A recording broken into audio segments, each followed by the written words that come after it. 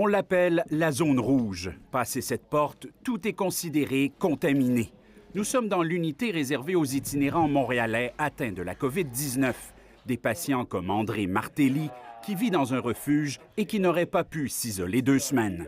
J'ai été bien accueilli, j'ai bien aimé l'ambiance puis tout ça. Par exemple, pour les chambres, j'ai bien aimé la chambre. Là, un matin, j'ai pris un bon petit déjeuner que j'ai aimé. Vous n'ennuyez pas trop de la maison? Oui. Marie-Ève Goyer est à l'origine du projet mis sur pied dans ce pavillon abandonné de l'ancien hôpital Royal Victoria. Notre objectif, c'est vraiment d'être le domicile pour des gens qui n'ont pas de domicile. Le personnel ici connaît bien les itinérants. Pour plusieurs patients, le coronavirus s'ajoute à une dépendance aux opioïdes ou à l'alcool. On a cette expertise-là, on a la médication qu'il faut. On se retrouve à être une espèce d'hybride entre un CHSLD avec des soins là, peut-être un peu plus coriaces, mais sans être un hôpital. Ici, pas de soins intensifs. Les cas plus graves sont envoyés à l'hôpital. Jusqu'à maintenant, un itinérant est mort du coronavirus à Montréal. Mercredi, ils étaient 6 patients dans l'unité. Les lieux pourront bientôt en accueillir une centaine. J'espère qu'on ne sera pas utilisé dans les prochaines semaines, mais je le crains. On a une clientèle âgée avec plusieurs problèmes de santé, avec pas beaucoup d'accès aux ressources. Il y a beaucoup de ressources qui sont fermées.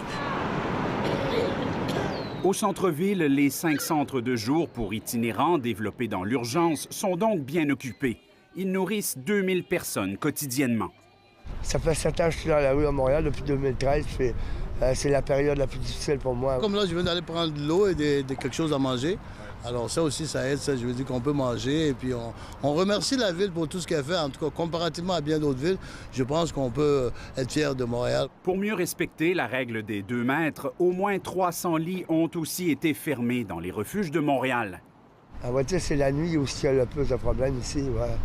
On va dire on n'a pas de place à... Moi, je parlais d'être à sans-abri, on n'a pas de place à se réchauffer, puis ainsi de suite. Alors la ville a rapidement dû ouvrir de nouveaux dortoirs, comme ici, au marché Bon Secours. Montréal vient aussi de réquisitionner 2 hôtels. Un pour les sans-abri en attente de leurs résultats au test du coronavirus, l'autre pour tous ceux qui se retrouvent à la rue. On doit, comme une petite armée, là, marcher très rapidement ensemble et ouvrir le plus de lits possible pour être capable de les mettre à l'abri, de les sécuriser. C'est ça l'enjeu. Il n'y a pas beaucoup de cas de détectés encore. Pour nous, c'est vraiment gratifiant de dire, je pense qu'on réussit à les isoler. Le défi restera énorme. Montréal compte au moins 3000 itinérants et la crise actuelle risque d'augmenter leur nombre. Malades ou non, il leur faut garder le moral et rester résilients. Parce qu'il y a toujours un peu de soleil à l'heure du coronavirus.